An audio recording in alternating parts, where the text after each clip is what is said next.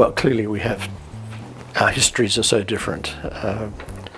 Our history is essentially an Aboriginal history which goes back 40,000 years with a very recent European settlement involvement. Whereas in Korea you were the reverse. You were the hermit kingdom for such a long time. You have no indigenous minorities, not even like the Ainu in Japan. That's just such a monocultural society, and we're such a multicultural society. Although I think in Korea, Korea's changed in recent years, but at that stage it was very much monocultural. Well, Australia's history, Australian European settlement, has lots of the same feeling, particularly not in the city but outside. That hard-working agricultural thing. And so, for me, for example, Korean comedy is very similar to Australian comedy, translated. It's about rough times. It's about tough. It can be very rugged comedy as well. And the famous Australian writer Banjo Paterson, for example, or Lawson, some of our old writers at the end of the 1800s, wrote in very similar styles to what Korean writers write about life in Korea. So we've got that sort of similarity, I think. Well, I think the more we can have people visit, the better, and at different ages and different generations. Back, I think it must be now, probably 15 years ago,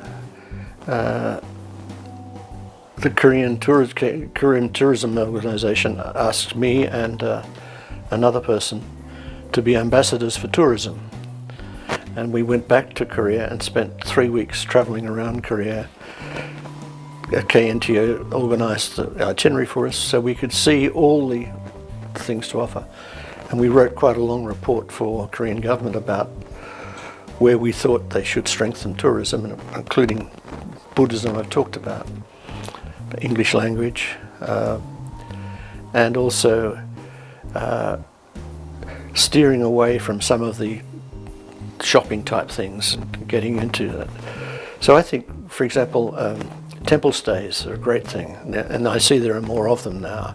People can, my wife and I stayed in Hayensa one night, and we had a young monk who spoke a little bit of English, and we talked about things, and he showed us, for example, the wonderful library they've got of all the old texts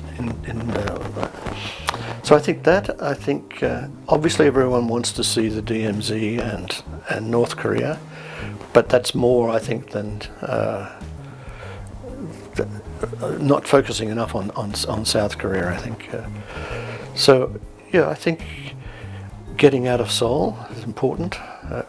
We used to go down to what's the name of the place now? Cholipo, which is just near Malipo on the west coast, and there was a small arboretum there owned by a former American, and he'd transferred a number of old Korean houses into this area right on the sea. And so we used to go down 2 or 3 times a year and stay in a Korean style house right on the sea with ondol and the whole thing, and felt we were enjoying Korea that way. Foreign tourists would love to do that if it could be organized properly, rather than having 15-story high buildings and the like. But I think also what they've done with the Royal Palace has been fantastic. Brought that back up to going, and also Piwon. Piwon's a fantastic place. Piwon's my favourite place in Seoul, I think, because you can get into the quiet and the calm, and you're right in the middle of the city. You can actually see Hyundai building here and things. So I think that is where I'd specialise in. Jeju's not going to be a big place for Australians because the beaches aren't anything like as good, and it's too cold. It's an interesting place to go to, and it's got its own history. But Jeju for Chinese, yeah, sure. But so for tourism, you have to also judge who goes where. Australians are more likely to go skiing. I think that a lot of Australians now going skiing in Japan. So if what's the name? Is it Muju? Muju can develop. That would be, I think, really good to do too. Well, it's always a challenge. We have a wonderful economic complementarity. We produce a lot of raw materials which Korea needs and wants, and you produce now a lot of manufacturing product that we need and want.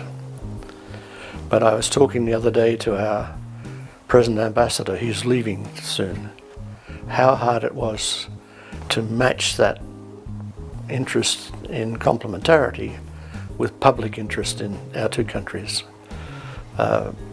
It's grown a lot, and it's been helped very much by KCC on this end, but it's hard work to keep people interested.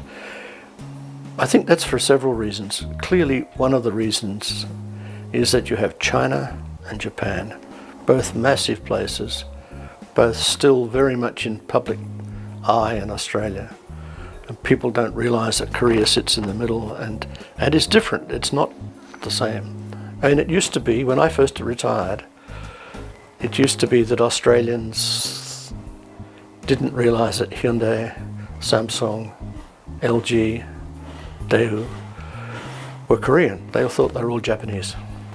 And it reminded me very much because many years ago I was involved on looking at the Japanese cultural problem as well. And in those days, the only Japanese things people knew about was Sony, and Honda, Toyota. And people, they didn't realise, there was a great survey done which showed that most Australians thought Japanese were just copycats, they just copied everything else. And now, of course, they don't. They realise that Toyota are at the top of the market. And now they realise that Samsung, LG, Hyundai are also top of the market, and that they're Korean. So that's, I think, a big start.